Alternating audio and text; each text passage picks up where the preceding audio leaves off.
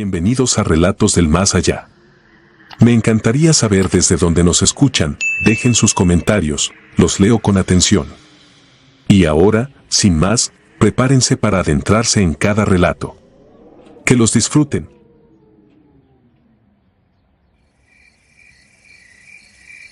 Fui gafe casi 10 años.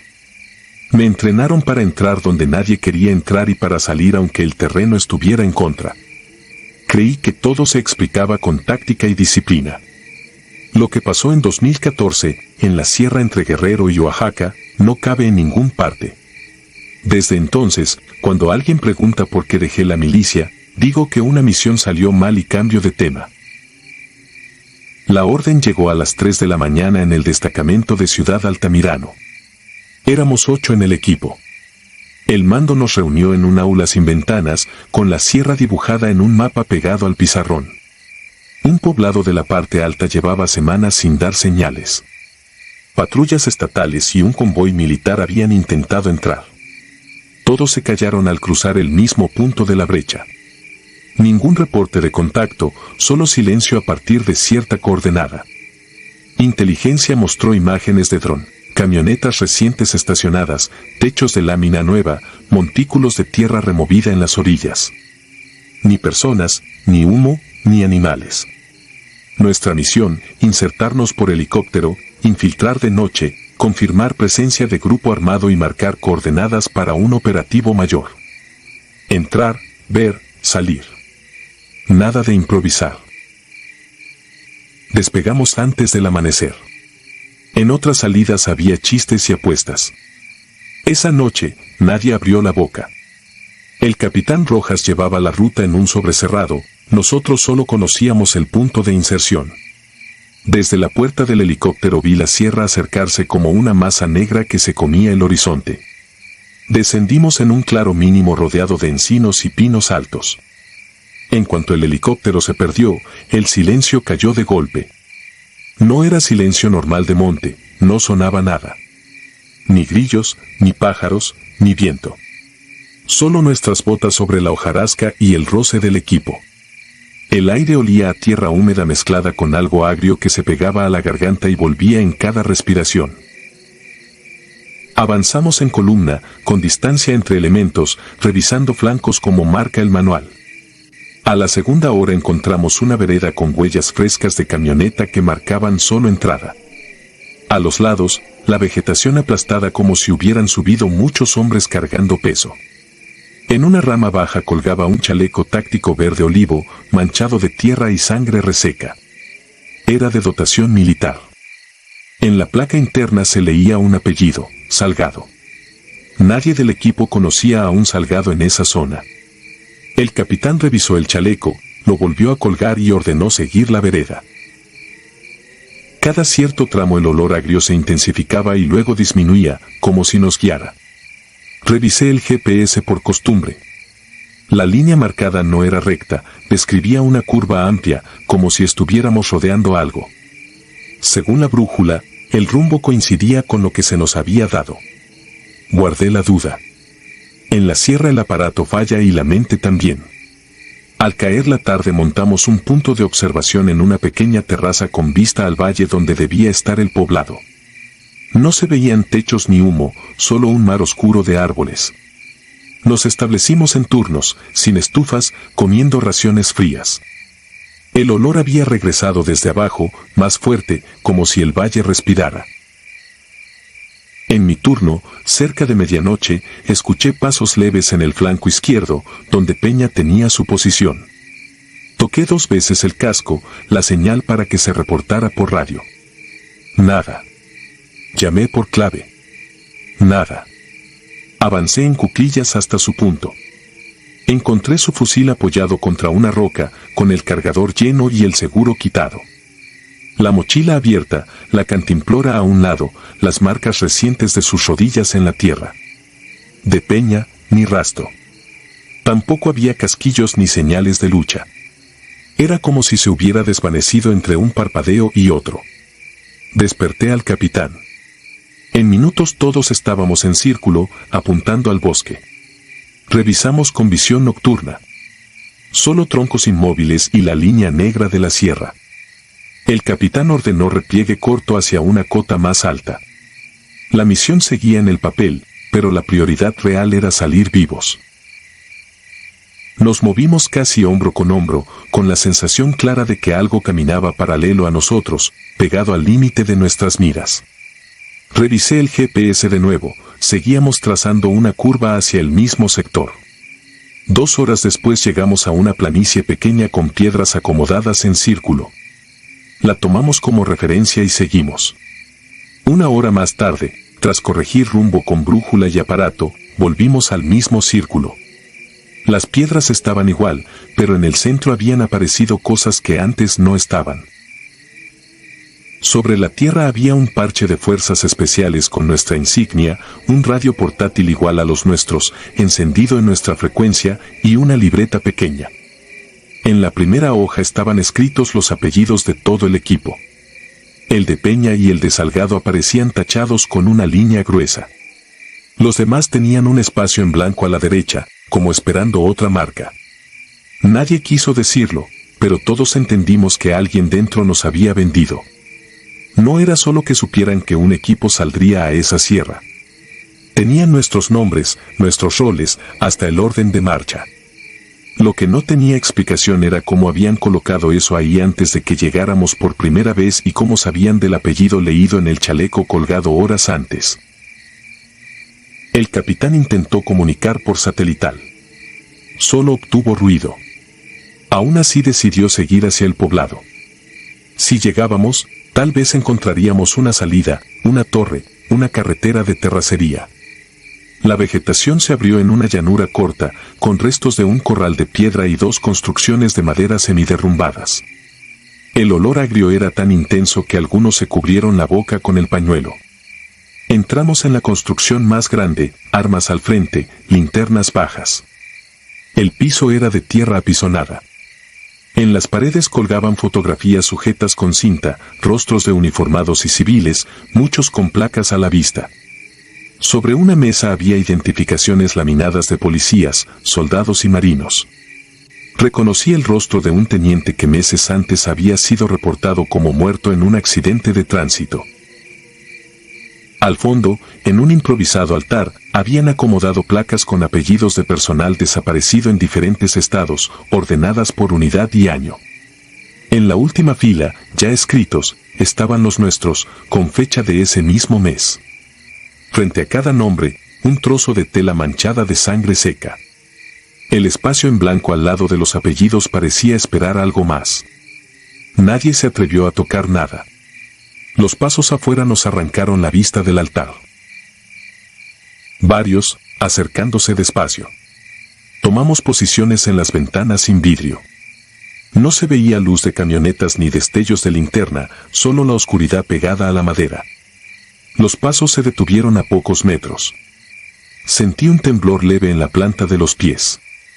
Entonces una voz de hombre sonó por el radio portátil, usando nuestro indicativo de misión y las mismas claves internas que escuchábamos en el batallón. Hablaba con calma, casi amable. Dijo que ya sabía quién era cada uno, que nos tenían grabados desde que descendimos del helicóptero, que teníamos un lugar reservado en su altar y que los papeles dirían otra cosa, pero ahí mandaban ellos. Nadie respondió. El capitán levantó la mano imponiendo silencio. La voz comenzó a nombrarnos uno por uno, agregando detalles que no deberían salir de una carpeta: el barrio donde crecí en Veracruz, el hospital donde había nacido el hijo de Ramírez, la colonia donde vivía la madre de Méndez. Cada dato era un recordatorio de que no solo nos tenían ubicados como soldados, sino como hombres con familia detrás del uniforme. De pronto, entre la estática, se escucharon otras voces. Eran las de Peña y de varios cuyos rostros estaban en las fotos de la mesa. Reportaban contacto, pedían extracción, gritaban coordenadas extrañas. Sonaban como grabaciones viejas, repetidas una y otra vez, mezcladas con un ruido de fondo que nunca he podido identificar. El capitán tomó su última decisión. Ordenó romper contacto por la parte trasera, subiendo por una cañada que no aparecía en el mapa. Salimos en fila, cubriendo sectores, sin contestar por radio. Nadie disparó desde afuera. Nadie nos persiguió. Solo avanzábamos con la sensación de que en cualquier momento íbamos a volver a ver el círculo de piedras. 2 días después, al borde del colapso, logramos encender una bengala en una cresta despejada. El helicóptero llegó siguiendo la columna de humo. Solo subimos 3. El capitán no estaba entre nosotros. La versión oficial dice que cayó en un enfrentamiento. Yo solo recuerdo verlo por última vez, de espaldas, cubriendo la salida por el corral. El informe que firmé hablaba de campamento abandonado y probable presencia de grupo armado. No mencionaba el altar, ni las fotografías, ni la libreta. Mucho menos los nombres escritos antes de tiempo. Me retiré al año siguiente. Ahora trabajo como guardia en un parque industrial y cuando reviso credenciales no puedo evitar imaginarla clavada en una pared de madera, allá arriba. Cada noche, antes de dormir, apago mi radio de banda civil 3 veces. Aún así, de vez en cuando se enciende solo, siempre en la misma frecuencia que usábamos en esa misión. Nunca acerco el oído, pero sé que el día que lo haga voy a escucharnos a nosotros mismos atrapados en esa sierra, repitiendo un reporte que para el ejército nunca existió.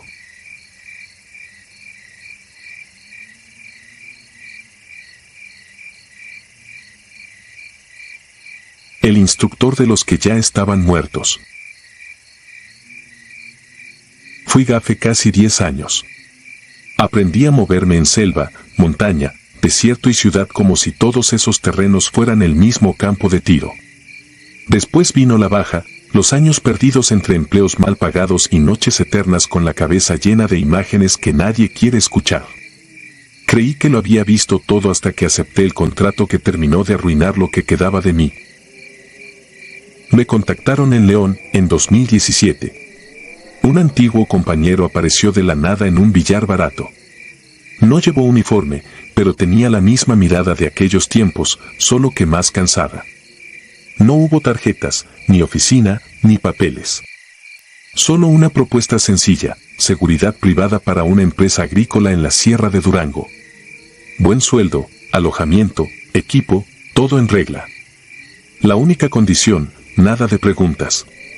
Yo ya sabía lo que significaba eso, pero me convencí de que solo iría a instruir, nada más. Me repetí que mi época de combate había quedado atrás. El traslado fue de noche.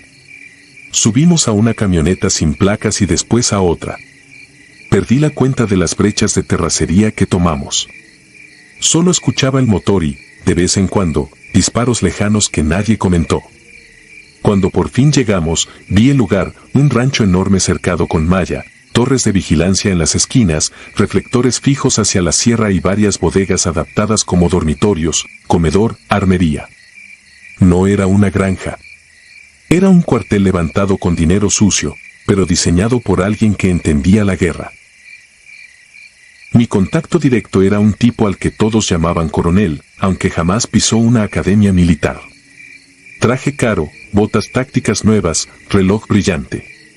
Me presentó a mi grupo, 25 hombres de diferentes edades, casi todos tatuados, algunos con mirada vacía, otros excitados como si el lugar fuera un parque de diversiones. Sabían disparar, pero no pelear. Cero disciplina, cero respeto por nada. Mi trabajo era convertirlos en algo que se moviera como unidad, que entrara y saliera de un objetivo sin dejar testigos ni rastros. Eso me dijeron. Las primeras semanas fueron lo que yo conocía, marchas forzadas, patrullajes de práctica, tiro en movimiento, emboscadas simuladas. Me dieron casi todo lo que pedí, fusiles decentes, equipo de protección, blancos móviles. Algunos se desmayaban en los ejercicios de resistencia, el coronel solo se reía y ordenaba que los levantaran a cubetazos de agua helada. Una vez un muchacho cayó mal desde un talud y se fracturó la pierna. Pedí evacuarlo. La respuesta fue simple, aquí el que no aguanta, estorba. A la mañana siguiente ya no estaba. Nadie volvió a mencionarlo. Una noche comenzó lo extraño. Estábamos en la pista de obstáculos, practicando avance en silencio. La luna apenas alumbraba. Entre la maleza escuché pasos fuera de ritmo, como si alguien más nos siguiera. Pensé en un animal. Di la orden de alto, revisé el perímetro con una lámpara. Entre los árboles, a unos metros de la barda, creí ver una figura delgada, parada, sin moverse. Parpadeé y ya no había nada. No dije nada a los reclutas. No quería que pensaran que el viejo instructor estaba perdiendo la cabeza. Días después empecé a notar un detalle perturbador. Cada noche que terminábamos el entrenamiento, hacían formar a la unidad frente al patio donde nunca se permitía entrar. Era un cuadrado de tierra hundida, cercado con alambre oxidado, sin iluminación directa. En el centro se marcaban siempre manchas más oscuras, como si la tierra no se secara jamás. Escuchaba al personal de cocina decir en voz baja que ese lugar había sido usado años atrás por otro grupo, que allí enterraban lo que nadie debía encontrar. Uno juraba que a veces se oían pasos alrededor del cerco cuando ya no había guardias. Yo no creía en esas cosas, pero jamás me dejaron acercarme a revisar. El coronel empezó a pedir prácticas diferentes. Quería que la unidad no solo supiera entrar a un objetivo, sino quebrar la voluntad de quien encontraran. Amenazas a familias, simulacros de ejecución, entradas nocturnas a casas de campesinos solo para dejar mensajes. Yo intentaba quedarme en la parte técnica, procedimiento, rutas de escape, formación. Cerraba la mente a lo que ocurría después. Creí que podía mantenerme neutral, como si solo fuera un entrenador que no se involucraba en detalles. Una noche, mientras ellos se iban en convoy a mandados, me quedé solo en la armería inventariando equipo. Cuando apagaron los motores, el silencio de la sierra se volvió tan pesado que sentí que el aire costaba más trabajo respirarlo. Fue en una de esas noches cuando lo vi por primera vez de frente. Estaba sentado en la litera, limpiando mi fusil, cuando escuché pasos en el pasillo del dormitorio, muy lentos. Pensé que era algún recluta desvelado. La puerta se abrió apenas unos centímetros. No sonó la bisagra. Levanté la mirada y vi la silueta de un niño, inmóvil, apenas más alto que el marco. No vi detalles de la cara, solo la forma del cabello pegado a la cabeza, la ropa como de domingo pobre. Me quedé paralizado. Alcé la voz y pregunté quién era. La figura se retiró sin prisa. Salí de inmediato con la lámpara. El pasillo estaba vacío. Ninguna puerta abierta. Afuera, los reflectores iluminaban el patio desierto. Yo ya había visto niños muertos antes, en operativos que nadie va a confesar. Pero nunca andando por un dormitorio años después. Esa noche no dormí. La siguiente semana, 3 reclutas diferentes me dijeron, con miedo evidente, que por las madrugadas veían a alguien pequeño parado junto a la barda del patio de tierra hundida. Uno lo describió igual que yo lo había visto. No se lo dije. Mejor ordené que nadie saliera solo después de determinada hora. Presenté el tema al coronel. Se burló. Dijo que eran chismes, que eso servía para mantenerlos tensos. La paranoia creció cuando empezaron los accidentes. Primero fue un recluta que se disparó en el cuello durante un ejercicio nocturno. Aseguró, antes de morir, que había visto a alguien cruzar frente a la mira y reaccionó por instinto. No hubo tiempo de evacuarlo. El coronel ordenó enterrarlo en el patio prohibido, ese trozo de tierra que ya cargaba demasiadas cosas.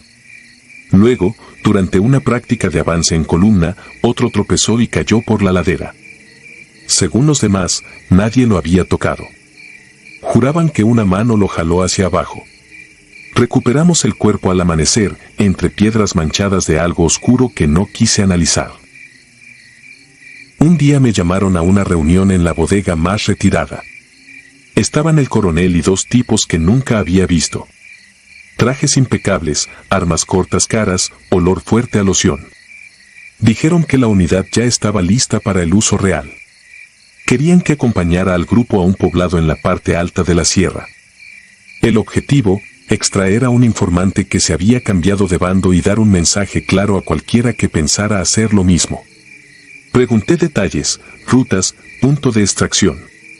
Me dieron coordenadas vagas, como si no les importara el retorno. Solo les interesaba el espectáculo. Salimos al anochecer en 3 camionetas. Las brechas se hicieron más estrechas. Al llegar al poblado, algo no encajaba.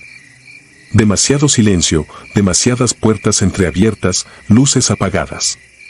Di la orden de avanzar en dispersión. Mientras cruzábamos la calle principal, vi algo que aún hoy me despierta empapado en sudor. En los techos y ventanas, en las esquinas, se alineaban figuras quietas, mirándonos. Ojos brillando con el reflejo de nuestras linternas, rostros que no parecían enojados ni asustados, sino simplemente cansados. Reconocí el rostro de un muchacho que había muerto en un entrenamiento semanas atrás. Parpadeé y la figura ya no estaba. Uno de los reclutas empezó a disparar al aire, gritando que lo estaban rodeando. Le arrebaté el arma, ordené alto total. El caos se desató. Las sombras, las que fueran, se movían por las azoteas como si jugaran con nuestra formación. Empezamos a retroceder. Desde las casas salía un olor rancio, a humedad y metal, como si todo el pueblo llevara demasiado tiempo cerrado. Nos fuimos sin cumplir el objetivo. De regreso al campamento, nadie habló. Pero todos sabíamos que algo ahí afuera nos había mirado de una forma que ninguna mira telescópica puede devolver. Esa misma noche decidí irme. Ya no era cuestión de moral ni de ley. Era supervivencia. No solo temía al coronel y a sus patrones, también a aquello que había empezado a caminar entre nuestras filas. Sabía, por viejo instinto, que el lugar estaba cargado. Cada hombre que moría allí parecía quedarse de algún modo. No sé si era culpa, alucinación o algo más, pero el resultado era el mismo, nadie salía igual, los pocos que salían. Mi oportunidad llegó gracias a uno de los reclutas, un tipo serio al que llamaban Mendoza. Era de los pocos que seguían órdenes sin discutir. Una madrugada, en el puesto de guardia, me dijo sin rodeos que ya no soportaba el ambiente, que sentía que lo vigilaban incluso cuando estaba solo en el baño, que por las noches veía filas de hombres formados en el patio, aunque oficialmente todos estuvieran dormidos en los barracones. Dijo que si esperaba más, no se iría nadie, porque uno a uno terminaríamos bajo esa tierra que nunca se secaba. Esa noche cortamos parte de la malla en un tramo ciego entre 2 torres. Neutralizamos a un guardia que se había quedado dormido en su silla. Bajamos por la cañada sin linternas, guiándonos por el reflejo lejano de las estrellas en una charca. A mitad del descenso, escuché algo que me heló. No eran motores, ni gritos, ni órdenes. Era el ruido perfectamente sincronizado de botas marchando, justo detrás de nosotros, a pocos metros. No quise voltear. Mendoza sí lo hizo. Se quedó inmóvil varios segundos y luego murmuró con voz quebrada que los tenía encima, que reconocía a varios. Sus amigos, los que ya habían muerto allí, venían en formación cerrada, sin expresión. No disparamos. No corrimos. Solo seguimos bajando, con esa sensación de que nos respiraban en la nuca. En cierto punto, los pasos dejaron de escucharse. No hubo disparos, ni persecución. Nada. Llegamos a la carretera principal al amanecer y conseguimos aventón con un trailero que no hizo preguntas. Nos separamos en la primera gasolinera. No volví a ver a Mendoza. Supe por las noticias, meses después, que encontraron una fosa en aquella zona de la sierra. Hablaron de restos, uniformes sin insignias, cascos, casacas con parches arrancados. No dieron números exactos. Desde entonces he cambiado de ciudad varias veces. Vivo con nombres falsos, cuidando negocios que no me preguntan quién fui. Pero todas las madrugadas, en ese momento en que el sueño es más ligero, despierto sintiendo la bota pisando tierra húmeda, escuchando un pelotón que se forma detrás de mí, esperando órdenes. No necesito voltear para saber quiénes son. Son los hombres que entrené, los que murieron sin entender por qué, mezclados con otros que jamás debieron cargar un arma. Lo peor no es haber trabajado para quienes trabajé. Lo peor es saber que, en algún lugar de esa sierra, el campamento sigue ahí, respirando bajo la tierra blanda, y que la unidad que yo formé continúa marchando en la oscuridad, aunque sus cuerpos ya no estén donde deberían. Y cada vez que cierro los ojos, siento que la próxima orden que grite alguien en esa barda no saldrá de la boca del coronel, sino de la mía.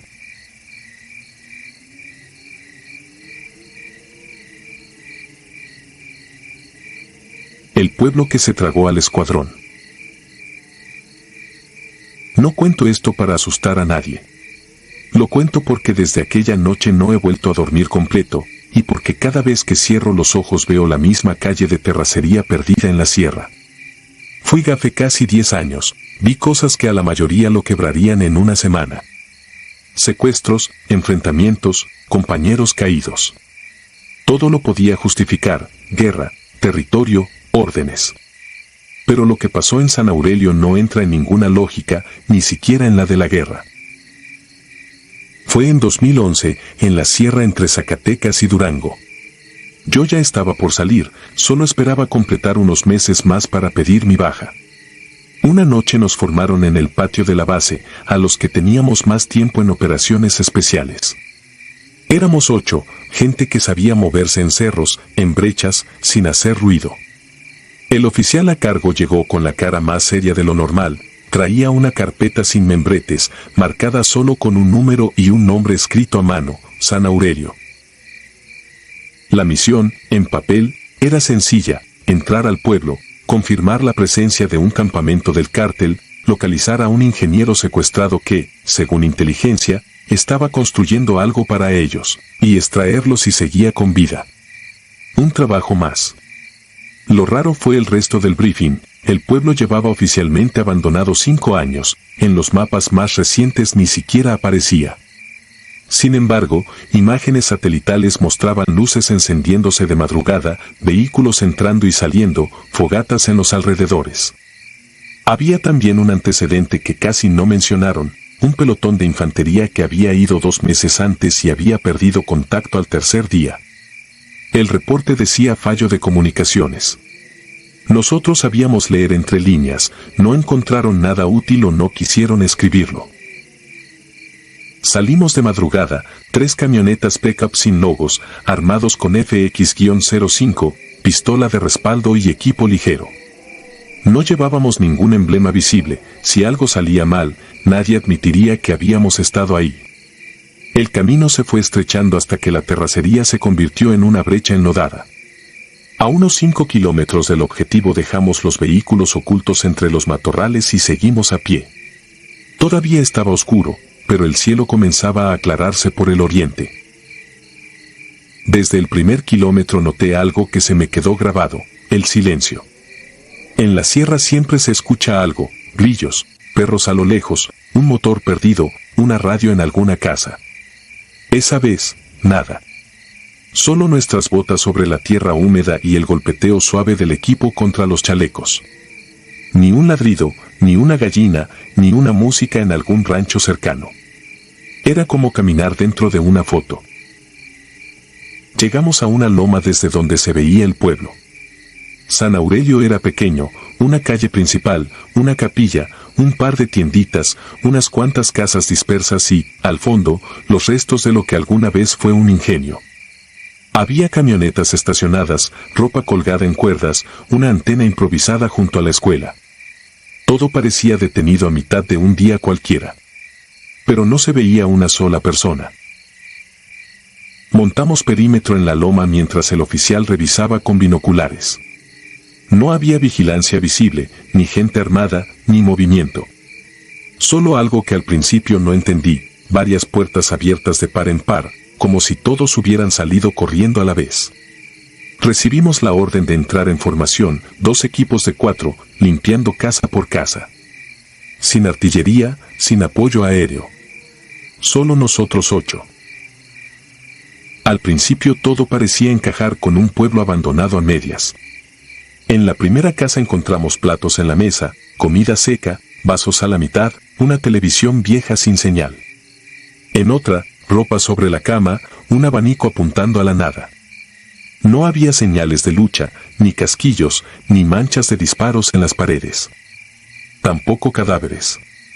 Era un abandono ordenado, como si alguien hubiera dado tiempo de dejar todo en su sitio y después se hubiera llevado a la gente, uno por uno. Fue en la tercera casa cuando todo se torció. Entré con otro compañero, Lugo, mientras los demás cubrían desde la calle. El olor era lo primero, no era putrefacción, pero sí algo rancio, pesado, como humedad vieja mezclada con sudor. En la sala había una familia sentada. Pensé que eran maniquíes, porque ninguno se movió cuando pasamos la puerta. Un hombre, una mujer y una muchacha de unos 15 años. Estaban en sillones distintos, la mirada clavada en un punto indefinido. La piel seca, los labios partidos, la ropa pegada al cuerpo por la mugre. Los llamé por inercia, aunque la orden era no hablar. No reaccionaron. Lugo se acercó al hombre y le tocó el cuello, dio un brinco. «Tiene pulso», dijo en voz baja. «Muy lento, pero lo tiene». La mujer respiraba igual, la muchacha también. No se movían, no parpadeaban. Eran como muñecos vivos, atrapados en una pausa eterna. Al revisar mejor, vi que tenían marcas en los brazos, como de piquetes, algunos recientes, otros cicatrizados. También tenían cicatrices en la frente y detrás de las orejas, líneas finas y mal cerradas, como si alguien hubiera jugado a operarlos sin anestesia ni higiene. Llamamos al resto del equipo. El oficial ordenó no tocarlos más y seguir registrando. Las siguientes casas tenían escenas similares, gente sentada en sillas, en camas, en el suelo, todos vivos pero ausentes. Nadie hablaba, nadie reaccionaba. Algunos tenían la mirada perdida, otros, clavada en un punto de la pared como si allí hubiera algo que nosotros no veíamos. En una de esas casas reconocimos el uniforme desgastado de infantería en un hombre tirado junto a la puerta. No traía botas ni arma, solo pantalón y playera verde. En el pecho aún se distinguía su tipo de sangre marcado con plumón. El rostro estaba consumido y lleno de cicatrices igual de finas que las de los otros. Para entonces ya todos teníamos el estómago hecho nudo, pero seguíamos operando como nos entrenaron, asegurar el perímetro, buscar indicios, mantener la cabeza fría. Detrás de la capilla encontramos una construcción nueva, de bloc, semienterrada en la tierra. Una rampa descendía a una puerta metálica. Al acercarnos empezó a fallar la radio, primero estática, luego un zumbido que subía y bajaba de intensidad. El oficial dudó unos segundos y luego ordenó entrar. Dentro hacía un calor sofocante. Había focos desnudos colgando del techo, iluminando un pasillo estrecho con varias puertas a los lados. En las paredes, marcas con pintura en aerosol, números, fechas, letras, flechas apuntando hacia una sala grande al fondo. Abrimos las primeras habitaciones a la izquierda. Eran cuartos pequeños, con una cama metálica y correas sujetas al colchón. Más marcas en las paredes, como si alguien hubiera rasguñado el cemento hasta desgastar las uñas. No había sangre, ni cuerpos, solo la sensación de que ahí adentro alguien había perdido la razón. En la sala del fondo encontramos la respuesta a medias. Había varios contenedores de plástico, mangueras, equipo de laboratorio improvisado, pizarrones con fórmulas y diagramas. Sobre una mesa, apiladas, varias libretas. No tuvimos tiempo de leer mucho, pero alcancé a ver palabras repetidas, privación de sueño prolongada, estimulación auditiva constante, control colectivo. También nombres de medicamentos y sustancias que yo solo había escuchado en cursos de guerra no convencional.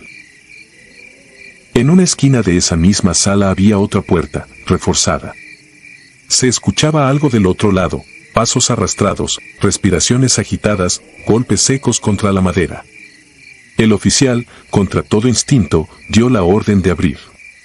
2 hombres sostuvieron la puerta con los rifles listos mientras yo y otro rompíamos el candado. Cuando la madera cedió, un grupo de personas se abalanzó hacia la salida, cegados por la luz. Eran 5, 3 hombres, una mujer y un chavo de no más de 17. Estaban deshidratados, con los ojos hundidos, la piel pegada al cráneo.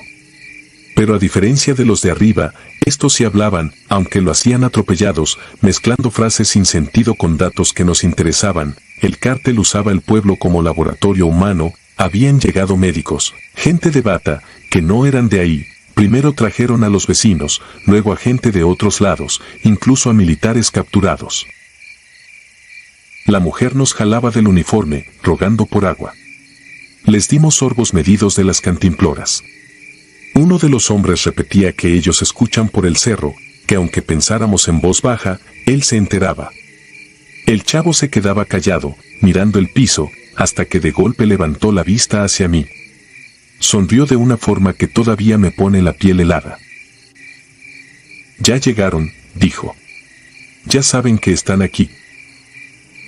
En ese momento se fue la luz. La radio empezó a escupir un ruido horrible, como voces superpuestas en otro idioma. Desde arriba, en la superficie, llegaron los primeros disparos. Alguien agitó la puerta y escuchamos gritos de nuestros propios compañeros ordenando retirarnos, mezclados con carcajadas que no eran de ellos. El oficial ordenó salir de inmediato, dejando el material para otra incursión. No queríamos quedarnos atrapados en aquel pasillo. Lo que pasó al subir no lo tengo claro ni aunque lo repase una y otra vez.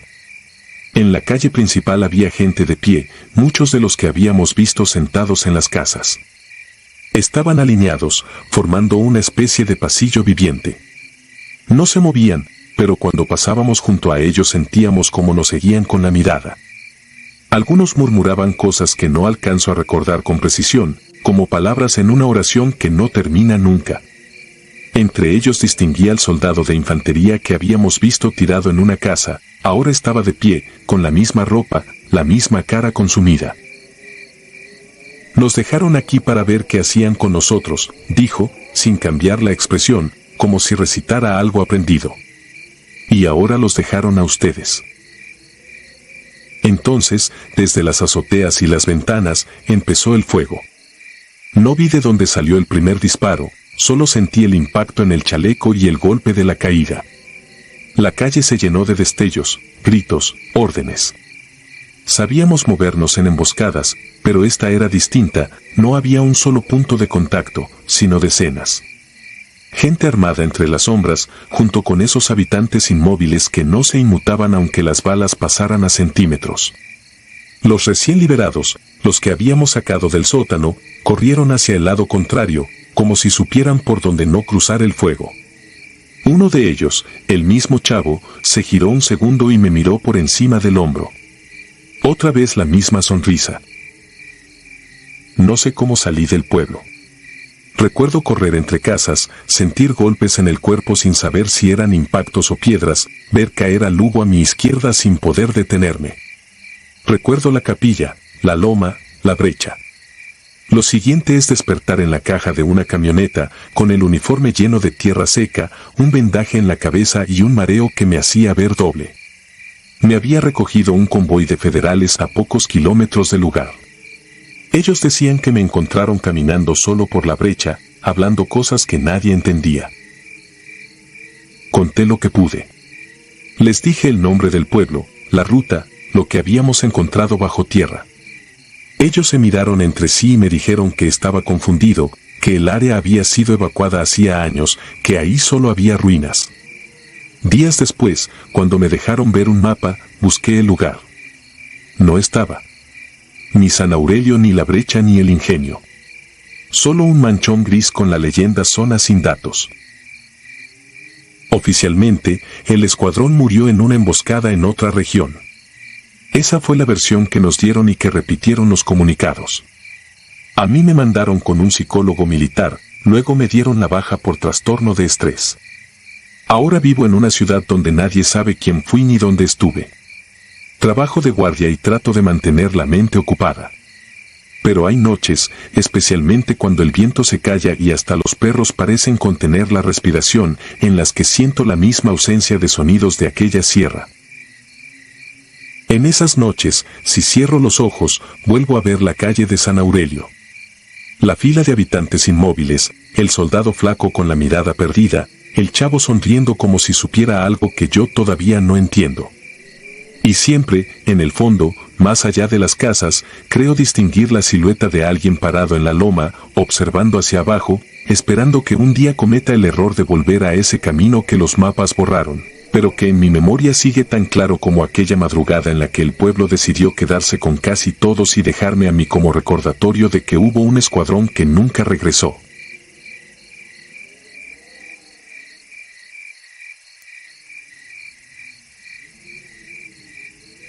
El último curso.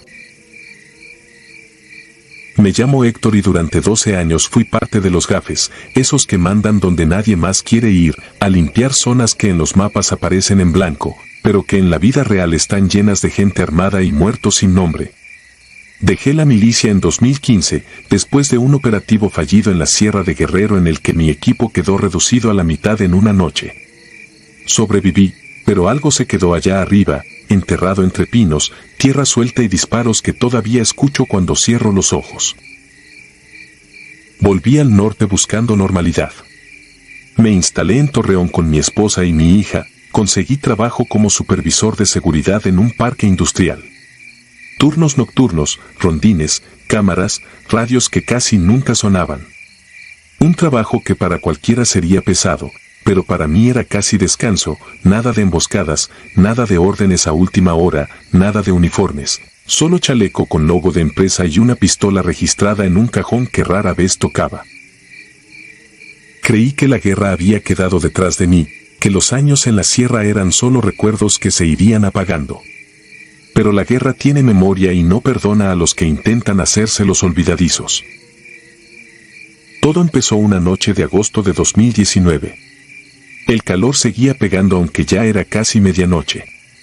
Estaba en casa, en una colonia tranquila a las orillas de la ciudad, casas de interés social, bardas bajas, perros ladrando a cualquier ruido. Mi esposa dormía con nuestra hija en el cuarto y yo me quedé en la sala viendo un partido repetido, solo por tener ruido de fondo. Me venció el sueño. Me despertó algo que reconocí antes de estar totalmente consciente, 3 golpes en la puerta, separados por el mismo intervalo, con la misma fuerza, como un código. Ese patrón lo aprendí en la sierra, entre brechas y campamentos improvisados. Era el llamado que usábamos cuando no queríamos gritar contraseñas. Abrí los ojos con el corazón acelerado. La tele seguía encendida, la sala a oscuras, solo iluminada por la pantalla. Por un segundo pensé que lo había soñado, hasta que los golpes se repitieron, idénticos. Me levanté despacio, sentí el sudor en la espalda aunque el ventilador seguía girando en el techo. Miré hacia la escalera. Mi esposa estaba ahí, en pijama, agarrando el barandal con fuerza. No dijo nada, pero la forma en que me miraba bastaba. Yo tenía esa cara cada vez que algo no cuadraba en el terreno. Me acerqué a la puerta sin encender la luz exterior. Desde el otro lado, una voz grave habló, clara, firme, como en un pase de lista. Sabemos que estás ahí, instructor. Ese título me atravesó. No era un rango oficial, era como me llamaban los reclutas cuando los hacíamos correr hasta vomitar. Hacía años que nadie me decía así. Quise preguntar quién era, pero la voz siguió hablando, calmada, sin levantar el tono. Abre, Héctor. Si no abres, esta noche no amanece completa tu familia. Sentí un nudo en el estómago. Subí la mirada hacia la escalera. Mi esposa negó con la cabeza, despacio. Yo también quería negarme, pero la guerra te enseña a leer entre líneas. Esa voz sabía demasiado de mí. Cuando por fin abrí, no vi pandilleros improvisados. Eran 3 hombres con equipo que reconocí al instante, botas tácticas bien gastadas, pantalones tipo militar, chalecos que alguna vez fueron de algún cuerpo oficial, miras nocturnas colgando, radios pegados al hombro. Nada de logotipos, nada de parches. Solo disciplina en la postura y manos cerca del arma. El que estaba al frente, de barba recortada y mirada apagada, me observó como si estuviera evaluando un objetivo. «Qué gusto verte de pie, mi mayor», dijo, usando el grado con el que me conocieron muchos años atrás, aunque yo nunca llegué oficialmente a ese puesto. Así nos decíamos en el campo, entre confianza y necesidad de jerarquía. Quise cerrar la puerta, puro reflejo, pero uno de los otros ya estaba dentro, como si hubiera calculado mi reacción. El de la barba levantó un celular y lo puso frente a mi cara. En la pantalla, la imagen granulada de mi hija saliendo de la escuela, tomada a distancia. Otro video, mi esposa entrando a un súper, mirando el celular, sin darse cuenta de que alguien la grababa. No estamos aquí para pedirte tu opinión, dijo el de la barba, ven con nosotros y ellos siguen con su vida. Te niegas y mañana la noticia eres tú. No me dejaron despedirme, no me dieron chance de subir a decir nada. Solo sentí el cañón frío en la espalda mientras me guiaban hacia una camioneta sin placas. El vecindario estaba en silencio, demasiado silencioso, como si la calle supiera que era mejor no mirar. Manejamos durante horas. Pasamos casetas, brechas, caminos que dejé de reconocer. Podía ubicar la dirección por la sensación en el cuerpo, el cambio en el clima, la forma en que el viento pegaba contra la carrocería. Íbamos hacia el poniente, hacia la zona donde Coahuila y Durango se confunden en una misma planicie interminable. Llegamos a una finca en medio de la nada. Desde lejos se veía el muro alto de concreto, coronado con alambre, reflectores orientados hacia afuera. 2 torres improvisadas con siluetas armadas recortadas contra el cielo. No era un rancho cualquiera, era un centro de entrenamiento. Dentro, el patio central estaba marcado con líneas de cal, como las que hacíamos en los campos de adiestramiento. Había una barra, fosas, una estructura metálica para practicar escaladas. A un lado, varias bodegas con puertas metálicas y ventanas sin vidrio. Otra bodega, más apartada, con la puerta reforzada, como si dentro guardaran algo más valioso que armas. Me dieron ropa oscura, botas, un chaleco. Un radio viejo colgado del hombro. Todo me quedaba casi a la medida. Como si me hubieran tomado las tallas sin que yo lo supiera. Aquí no eres civil, dijo el de la barba, aquí vuelves a ser lo que siempre fuiste. Instructor. En el patio me presentaron a los alumnos. Un grupo de muchachos y hombres de distintas edades. Algunos tenían tatuajes de pandilla, otros la mirada perdida de quien ya vio demasiados muertos. Lo inquietante fue que entre ellos vi caras que me resultaban demasiado familiares, no por la calle, sino por mi pasado. Uno, flaco, con una cicatriz en la ceja izquierda, se parecía demasiado a un recluta de Oaxaca que murió en un ejercicio cuando un vehículo se volcó. Otro, moreno, con los ojos muy claros, era casi una copia de un sargento que cayó en Michoacán en un enfrentamiento nocturno. Me dije que eran coincidencias, que la mente juega con recuerdos cuando uno está bajo presión. Pero cuando escuché que les gritaban por apodos que yo ya había escuchado antes, sentí la piel erizarse. Me ordenaron que los entrenara. No como guardias, no como escoltas. Querían maniobras de asalto, infiltración, reacción ante emboscadas. Las mismas cosas que me habían enseñado a mí años atrás, pero con un detalle distinto, aquí los objetivos no eran enemigos del país, eran rivales en el mismo negocio sucio. Durante el día, todo tenía la lógica deformada de un campamento clandestino. Corrían bajo el sol, desmontaban armas, hacían lagartijas hasta caer exhaustos.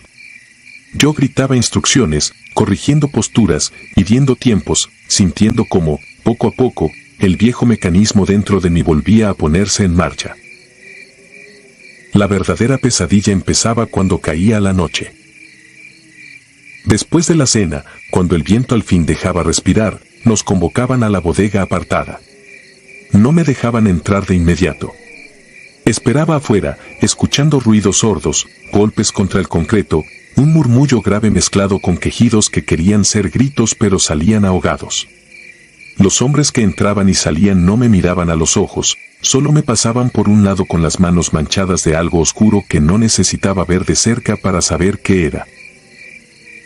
Una de esas noches, el hombre de la barba me llamó a la oficina del jefe, un cuarto con una mesa de madera, mapas en la pared y una foto borrosa de un escuadrón con uniformes antiguos. Mañana tú entras, dijo, sin rodeos, quieren que les enseñes a sacarle información a la gente. Le dije que no. No grité, no me levanté, solo lo dije, y en cuanto las palabras salieron de mi boca supe que había cometido un error. Él sonrió, como si hubiera estado esperando esa respuesta. Sacó otro celular y me mostró un video más reciente. Mi hija jugando en un parque que yo no conocía, resbaladilla, columpio, otros niños alrededor. La cámara se acercaba demasiado, como si quien grababa quisiera que yo sintiera la respiración en la nuca. Tú sabes que esto no es una invitación, dijo, mañana entras, o mañana empezamos con ellos. Esa noche no dormí. Me quedé sentado en la litera de un cuarto compartido, escuchando las respiraciones de los alumnos alrededor. Algunos se movían inquietos, otros hablaban dormidos, repitiendo órdenes que yo había gritado en el día. De vez en cuando creía escuchar voces en el radio apagado, códigos viejos, claves que ya no se usaban. Pensé que era mi mente, cansada, explotando recuerdos. Al día siguiente, me llevaron a la bodega. Adentro hacía frío, a pesar del calor afuera.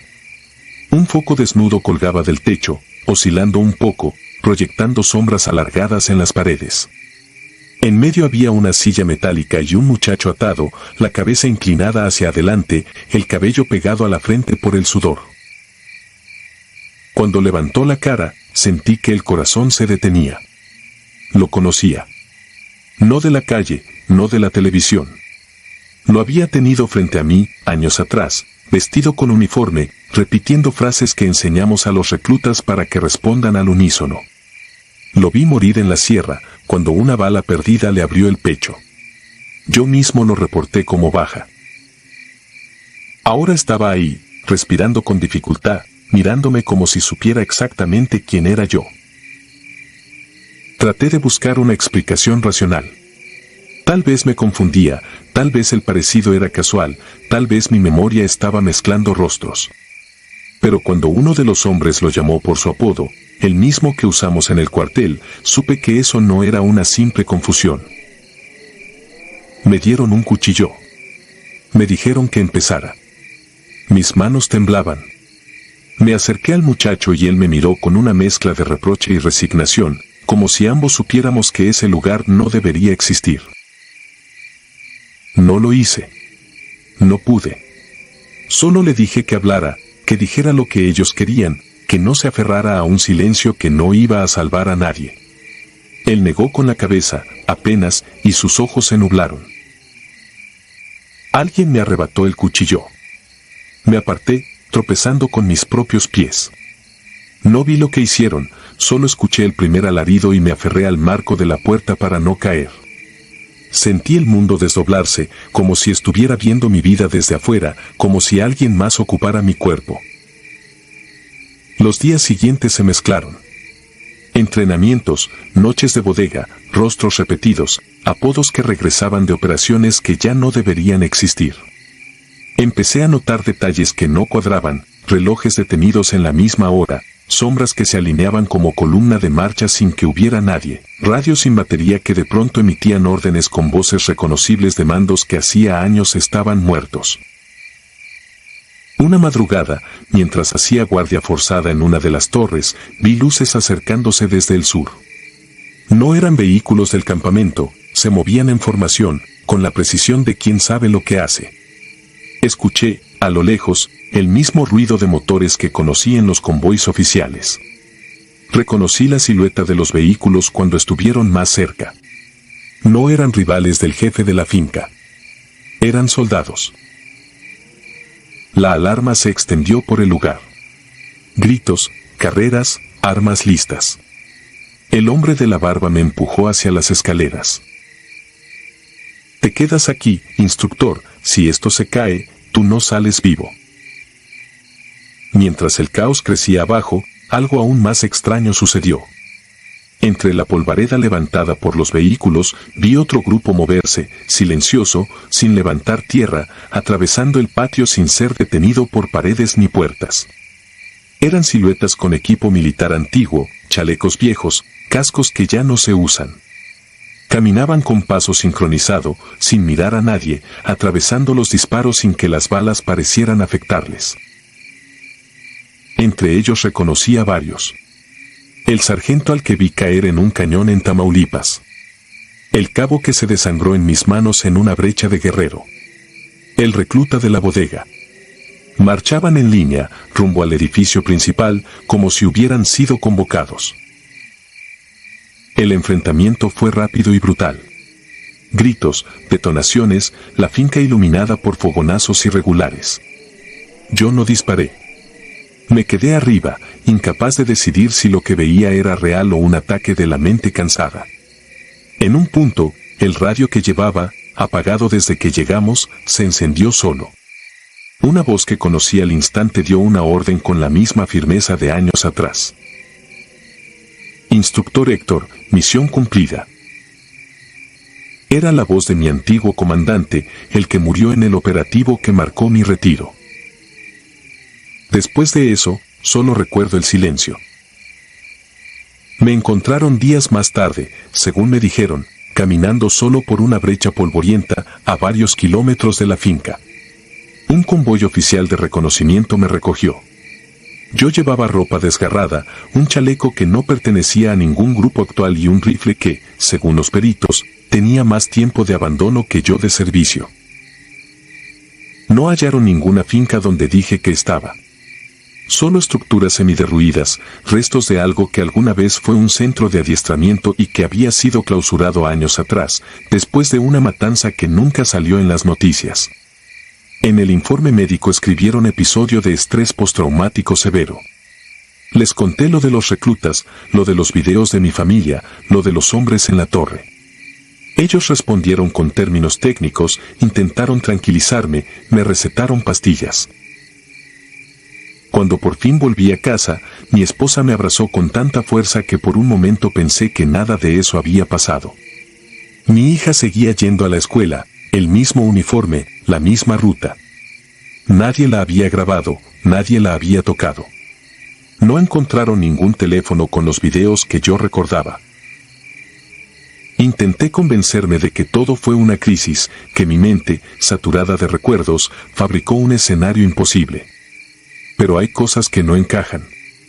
Entre los papeles que recuperé de mis años de servicio, encontré una lista de bajas de un curso avanzado. Al final de la hoja, con tinta corrida, estaba escrito mi nombre, con una fecha que coincidía con la noche en la sierra donde todos dijeron que yo tuve suerte. Y, de vez en cuando, en la madrugada, alguien toca la puerta de la casa con 3 golpes secos, exactos, separados por el mismo intervalo. Me quedo congelado en la sala, viendo la silueta de la puerta. Mi esposa no escucha nada, mi hija duerme tranquila. Yo sí lo escucho. Y sé que en algún lugar, en algún punto entre el desierto y la sierra, hay un grupo de hombres esperando que vuelva a ponerme el chaleco y agarre el radio para darles otra vez la instrucción. Por eso dejo esto escrito. No sé si fue un delirio, un castigo o una misión que nunca se cerró. Solo sé que, para algunos de nosotros, la guerra no termina cuando entregas el uniforme, solo cambia de turno y vuelve a buscarte cuando menos lo esperas.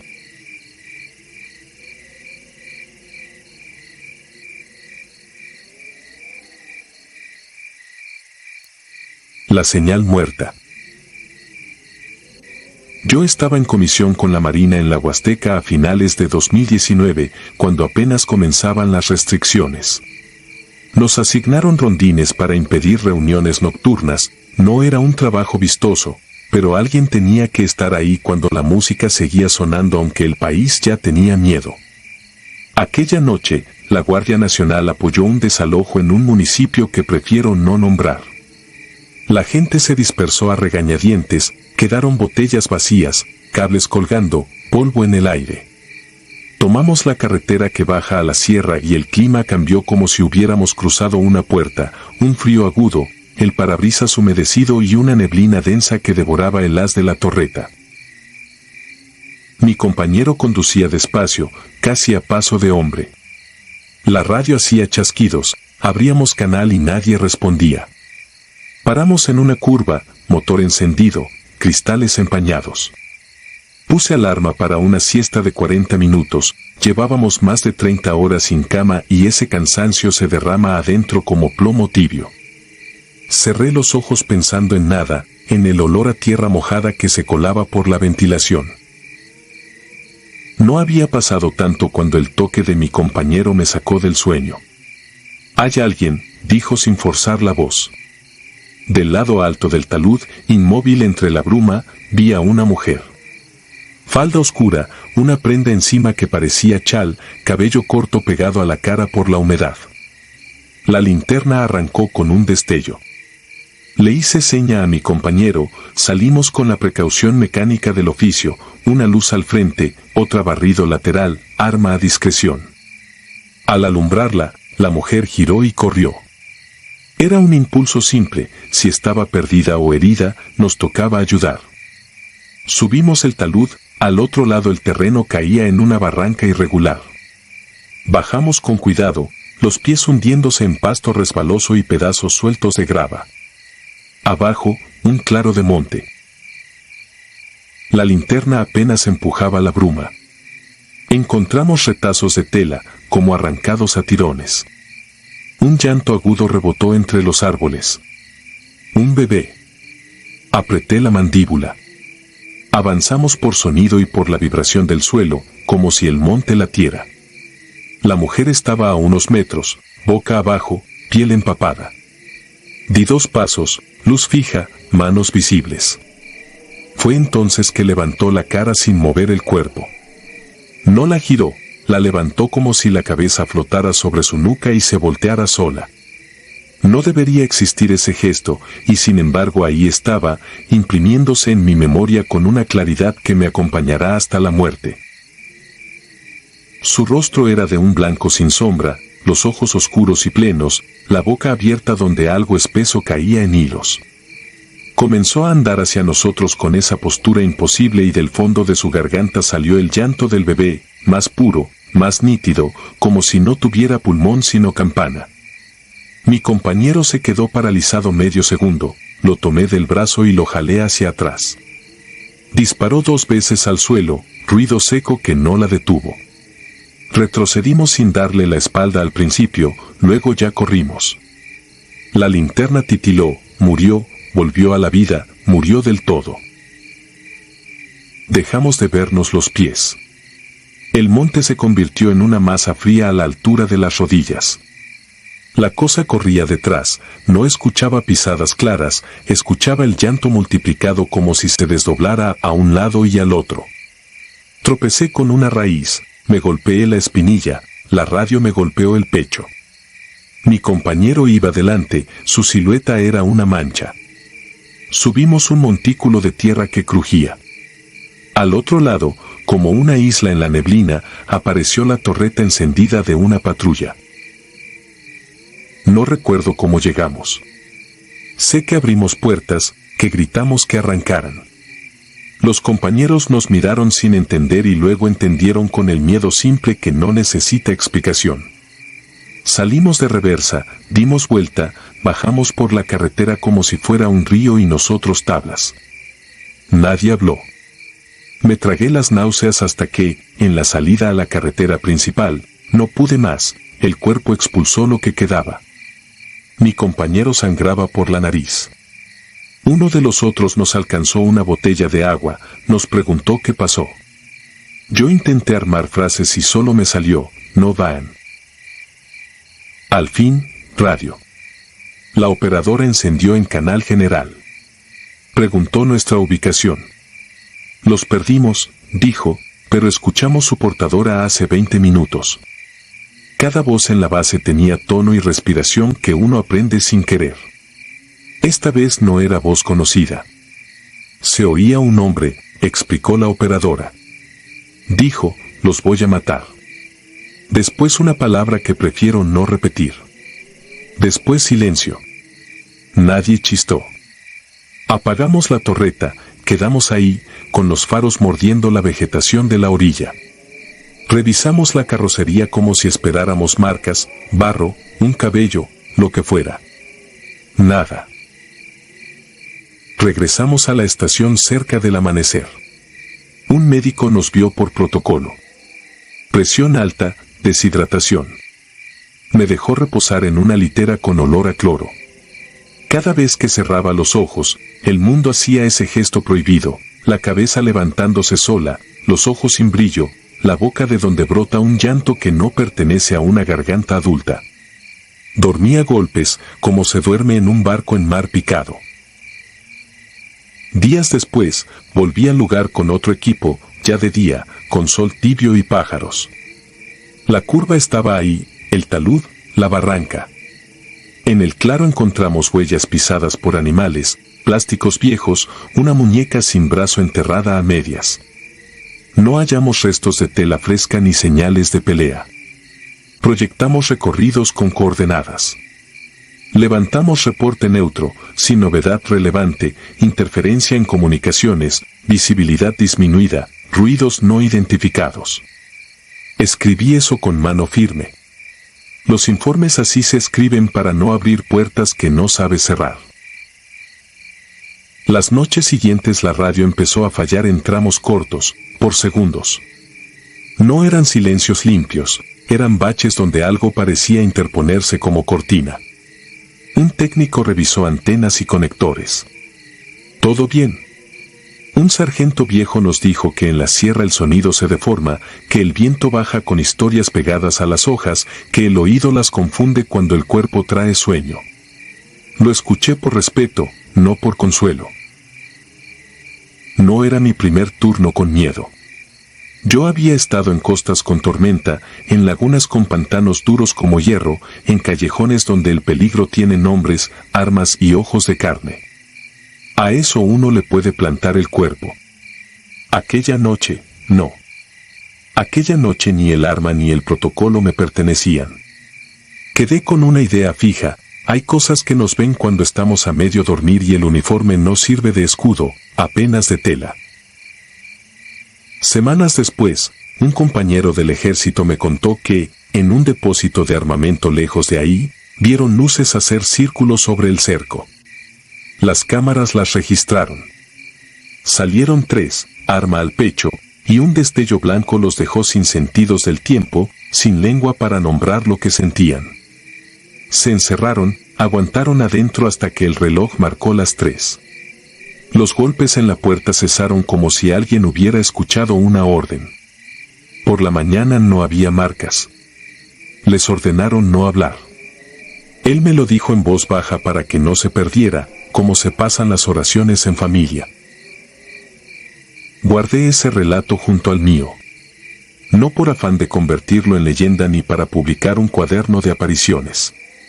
Lo guardé porque el mundo se ordena con reglas y, sin embargo, tiene hilos que tiran desde abajo de la cama. A veces esos hilos cruzan carretera, suben taludes y bajan a barrancas para recordarte que no conoces nada, que el aire no siempre es aire, que una voz puede entrar por tu canal de servicio sin pedir permiso y decirte con calma que te va a matar. Cuando escucho ahora un llanto a lo lejos, por televisión, por la calle, en un edificio vecino, me late un temblor exacto en el estómago. Aprendí a respirar hondo para que pase. Pero hay noches en que el oxígeno no entra parejo y la piel se eriza sola. Tomo la radio, abro canal y digo mi clave. Espero la respuesta de la operadora. Si se tarda, el silencio se llena de pasitos, ruidos de cinta, voces que no son voz. Cuando al fin responde, la realidad vuelve a su sitio. Confirmo posición, cierro transmisión. Me quedo mirando por el parabrisas el dibujo engañoso de la neblina, como si escondiera una cara a pocos metros. He contado esta historia una sola vez en un informe y otra ahora, aquí. No necesito que me crean. Yo estuve ahí. Yo vi la cabeza levantarse como algo ajeno a su cuerpo. Yo oí a un bebé donde no había cuna ni madre. Y, sobre todo, yo sé que una noche, cuando la radio volvió de la nada, la voz que amenazó salió con claridad cristalina de mi propio canal asignado, el que solo se abre con mi mano y mi llamada. La registramos como interferencia. Yo la guardé con otro nombre. Porque eso fue una señal muerta que encontró camino para hablar. y nos habló a nosotros. A mí. Y no sé si un día volverá a hacerlo.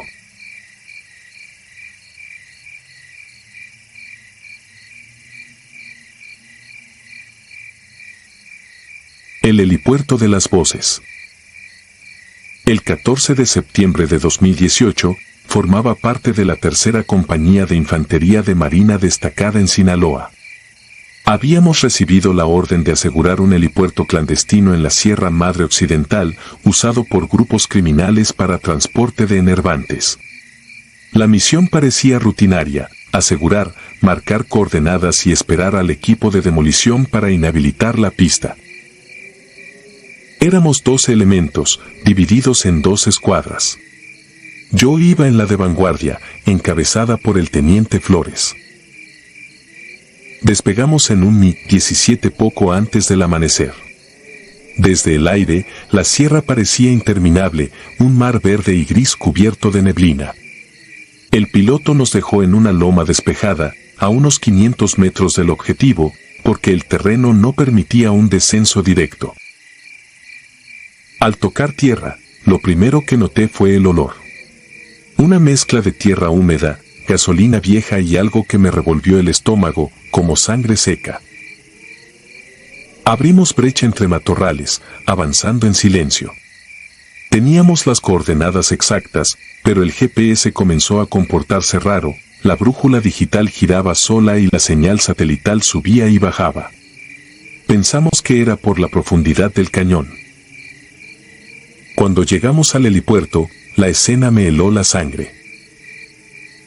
Era un claro circular, con tierra aplastada y marcas de rotores, rodeado por pinos altos. Pero lo que más llamó la atención fue lo que colgaba de los árboles, decenas de cintas amarillas, como las que usa la policía, ondeando sin viento. Y en algunos troncos habían tallado cruces, invertidas.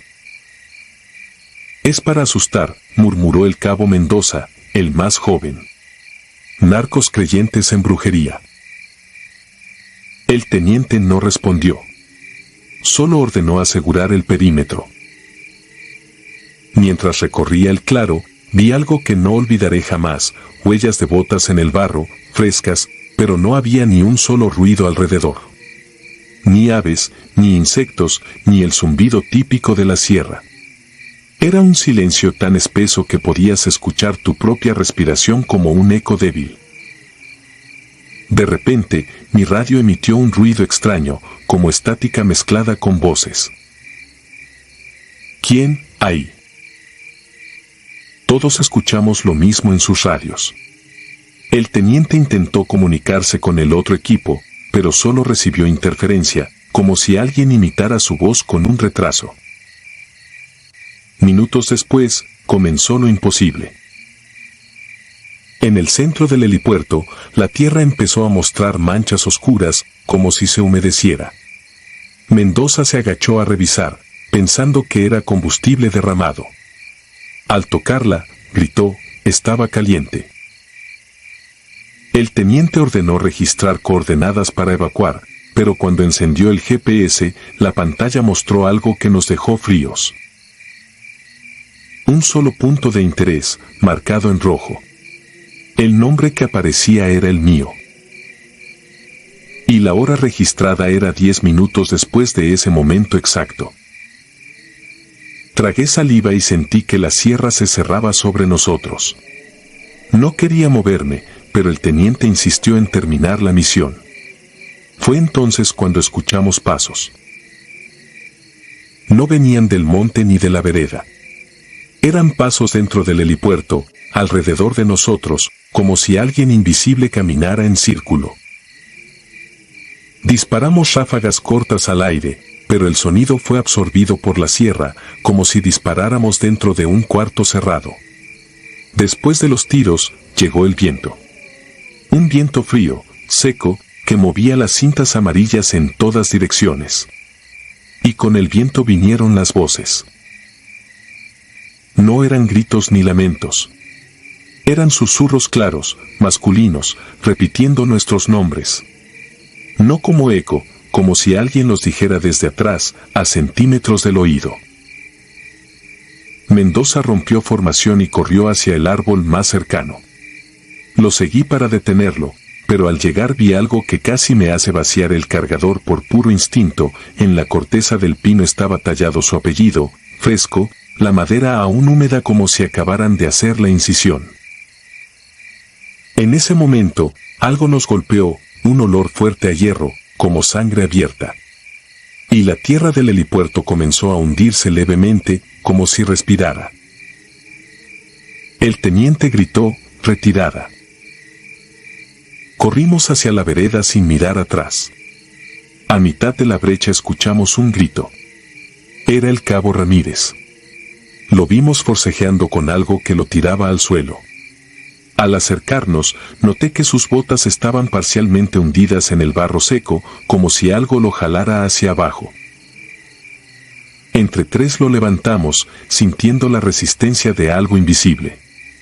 Logramos sacarlo, pero sus botas quedaron llenas de un lodo rojizo que olía a óxido y carne podrida. Llegamos a la zona de extracción sudando y sin aliento. El piloto nos recibió alterado. ¿Qué hicieron ahí? La cámara térmica marcaba más de 20 figuras moviéndose alrededor de ustedes, pero solo eran 12. Nadie contestó. Subimos al helicóptero y, mientras ascendíamos, miré hacia abajo por última vez. El helipuerto estaba vacío. Pero en el centro, muy claro, una sombra humana enorme cubría todo el claro. La mía. Postdata. Días después, en la inspección médica de rutina, al cabo Ramírez le encontraron pequeñas astillas de madera incrustadas en las pantorrillas. No tenía heridas externas. Parecía como si la madera hubiera crecido desde dentro. El reporte oficial clasificó la misión como perímetro asegurado sin contacto enemigo. Pero en la base, todos sabemos que dejamos algo allá arriba y que sigue llamando por radio en las madrugadas.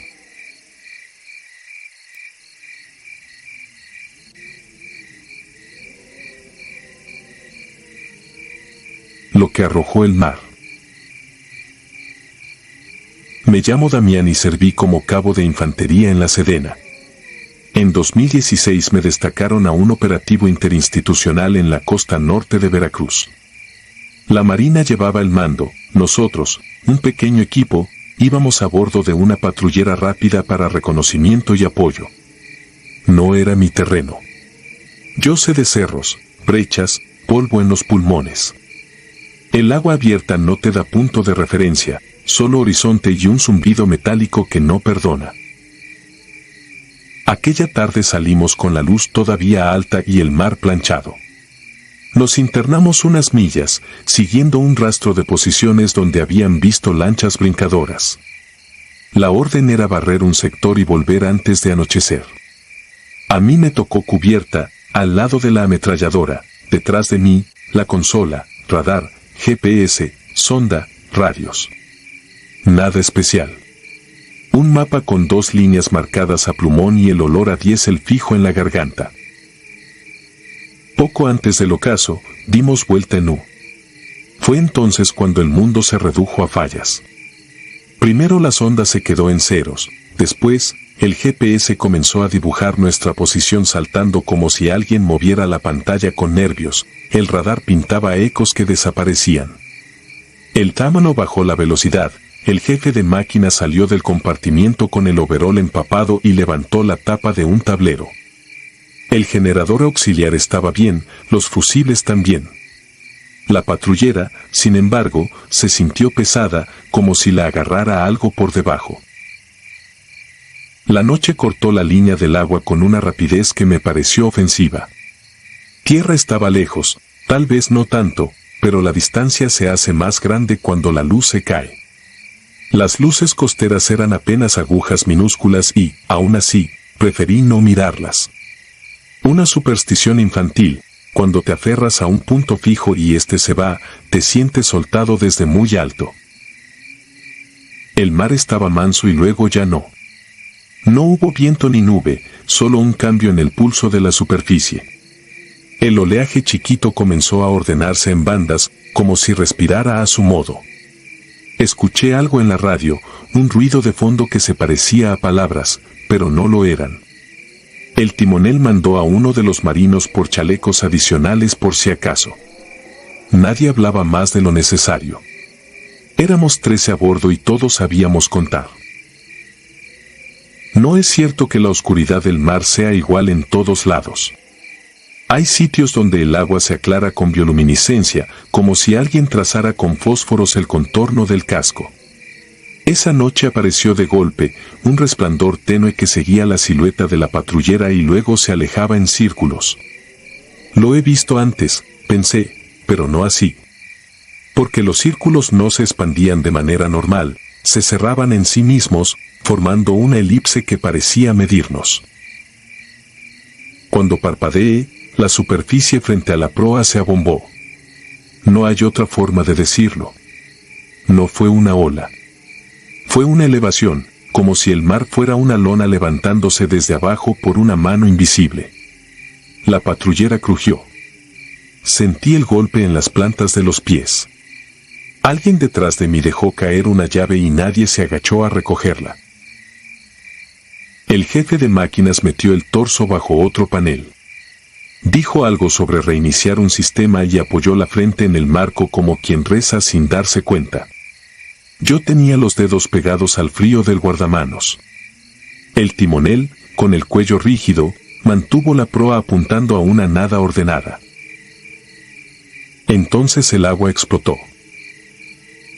No fue un chorro, tampoco una rompiente clásica. Fue una columna breve y brutal, que se deshizo en gotas gruesas y pesadas. En ese instante, algo salió despedido desde dentro del abombamiento. Lo vi con suficiente claridad para saber que no era un pez ni una boya.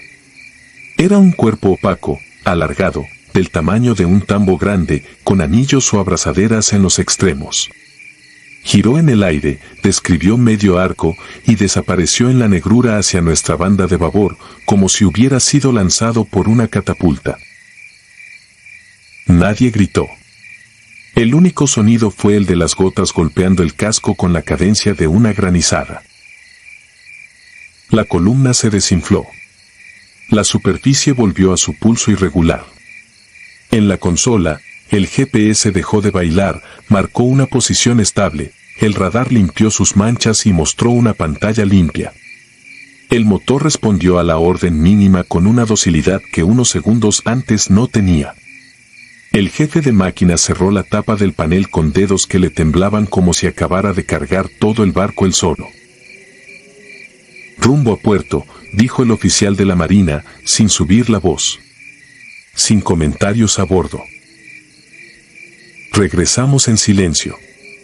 Recuerdo que el aire de la noche nos pegaba en la cara y nos dejaba una capa salobre en los labios.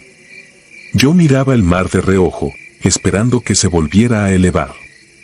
No lo hizo. La costa fue creciendo, los faros se hicieron líneas, los muelles, contornos. Yo no dejé de sentir, sin embargo, que nos seguían, no desde la superficie, sino desde abajo, alineados con nosotros, a la misma velocidad. En la explanada del sector, la luz blanca de los halógenos no logró borrar el olor del diésel ni la sensación de cabina apretada. Se firmó un parte sobrio. Fallas intermitentes. Retorno sin novedad. Nadie preguntó por qué volvíamos antes del tiempo previsto. Nadie preguntó qué vimos. A veces el silencio es un uniforme más.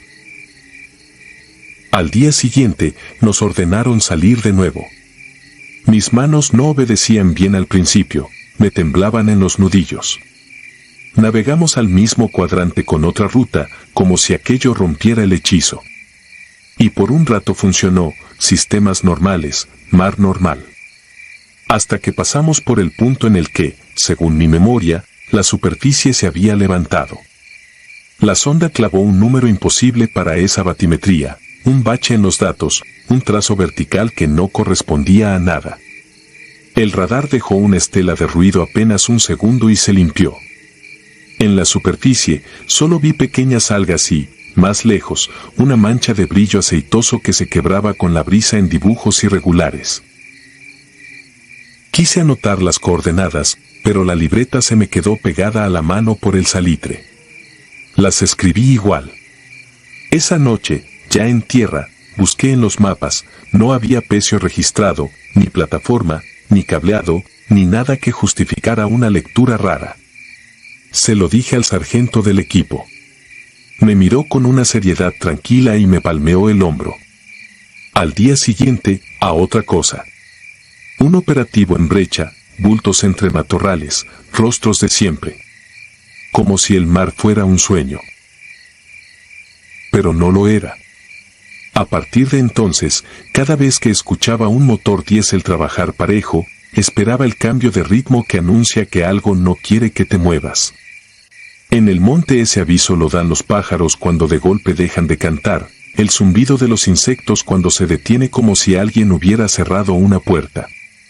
En el agua, el aviso es más cruel, te lo da la máquina y te lo da tu propio cuerpo, con una presión sorda en los oídos y un frío que sube desde las plantas de los pies hasta la nuca. He pensado mucho en el objeto que vimos salir disparado. Podría haber sido un contenedor de arrastre, una pieza suelta, un artefacto improvisado. Podría.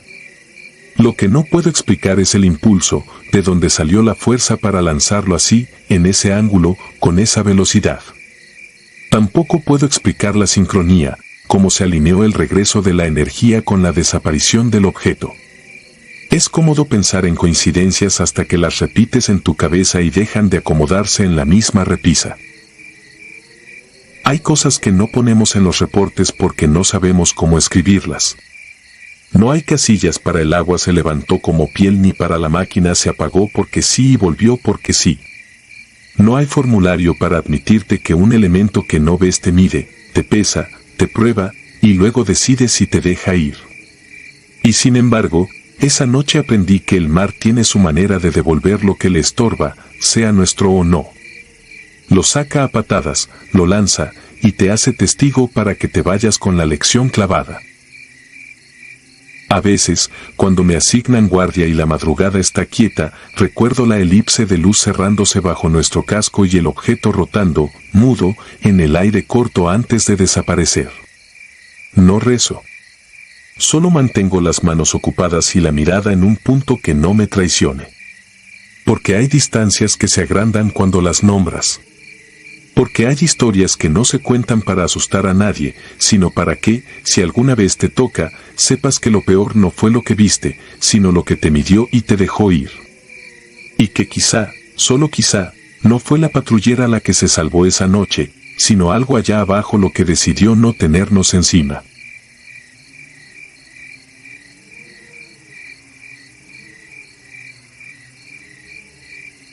Los pasos que no eran nuestros. Era el año 2010 y yo era cabo de infantería en la Marina Armada de México. Llevábamos 3 días internados en la Sierra Madre Oriental, en la zona limítrofe entre Tamaulipas y Nuevo León, haciendo un barrido de reconocimiento. Nuestra misión era localizar un campamento de presuntos sicarios que habían estado hostigando convoys militares y robando armamento. La primera noche no pasó nada, salvo el frío. La segunda, el monte se sentía diferente. Desde que cayó la tarde, la sierra se quedó muda. Ni grillos, ni búhos, ni hojas movidas por el viento. Solo el sonido de nuestros propios pasos y el chasquido de ramas secas bajo las botas. Esa madrugada me tocó guardia en la ladera de un arroyo seco. La luz de la luna apenas alcanzaba a dibujar los picos de la sierra y la neblina se colaba entre los árboles como humo. A la distancia, escuché pasos sobre la hojarasca. Me quedé inmóvil, fusil en mano. Pensé que serían los compañeros de la otra escuadra. Pero no. Los pasos eran muchos, desordenados, como si un grupo grande bajara del monte sin linternas, sin hablar. Apunté mi linterna infrarroja hacia el sonido, esperando ver siluetas en el visor nocturno. No vi nada. Ni calor, ni movimiento. Los pasos seguían. Llamé en susurro a mi compañero Topo, que dormía envuelto en la manta térmica. Se incorporó lento, con el fusil listo. También los escuchó. No era mi imaginación. Eran pasos, decenas de ellos, alrededor de nuestro campamento. Despertamos a todos. Se formó un semicírculo defensivo. Nadie disparó. Nadie vio nada. Solo escuchábamos las pisadas acercándose, a veces detrás de nosotros, a veces delante, como si nos rodearan. El teniente ordenó esperar. No tiren hasta ver, dijo. Aguantamos así 20 minutos, hasta que el silencio volvió, absoluto. Intentamos dormir otra vez, pero el miedo ya no nos soltó. Al amanecer, revisamos el perímetro. La tierra húmeda estaba intacta. Ni una huella. Y eso que la hojarasca estaba fresca, cualquier animal deja rastro, aunque sea leve. Nada. Seguimos avanzando durante el día por un sendero que serpenteaba entre barrancas. Fue entonces cuando vimos la primera señal rara, un tronco viejo atravesado en el camino con marcas profundas de machete. Sobre la madera, en la parte que apuntaba al cielo, alguien había tallado la fecha exacta del día anterior. No dijimos nada. Nadie quería admitir que algo nos estaba siguiendo. Esa noche, acampamos cerca de un claro donde había ruinas de una cabaña quemada. Las paredes chamuscadas aún olían a carbón viejo. Tomamos posiciones y encendimos solo una lámpara de mano para preparar raciones frías. Cuando cayó la medianoche, los pasos regresaron. Esta vez eran más lentos, como si algo arrastrara los pies. Me tocaba vigilar el lado norte, apuntando hacia la ladera. El sonido venía del claro, donde la luna apenas tocaba las piedras. Respiré hondo y miré por el visor. Vi movimiento. Primero pensé que eran animales, pero al enfocar mejor vi algo imposible, siluetas humanas formadas de sombra, sin volumen, moviéndose entre la maleza. Eran planas, como si alguien proyectara sombras sin tener cuerpo. Caminaban en círculos, siempre rodeando nuestro campamento, sin acercarse del todo. No disparé. No podía moverme. Solo recuerdo el frío recorriéndome la espalda. Alguien detrás de mí comenzó a rezar. Otro rompió formación y encendió su linterna normal. Y entonces desaparecieron. Como si nunca hubieran estado ahí. Solo quedamos nosotros y el humo de nuestra respiración en el aire helado. Al amanecer, encontramos marcas alrededor del campamento. No eran huellas de botas, ni de animales. Eran hendiduras largas y profundas, como si algo hubiera arrastrado ramas secas en círculos.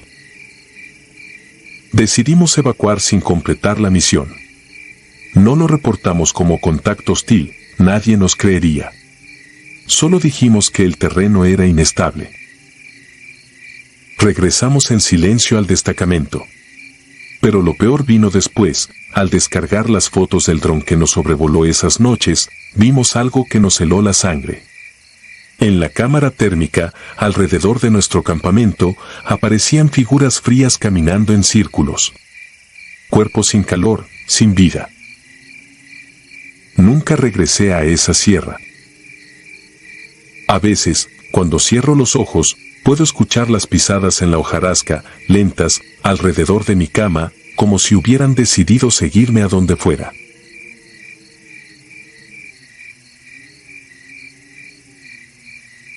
Si te gustaron estos relatos, regálanos tu like y déjanos tu comentario, y no olvides suscribirte al canal para que sigas recibiendo las notificaciones de los próximos relatos. Tu apoyo nos ayuda a seguir creciendo dentro de YouTube. Nuevamente, mil gracias y nos vemos en el próximo relato.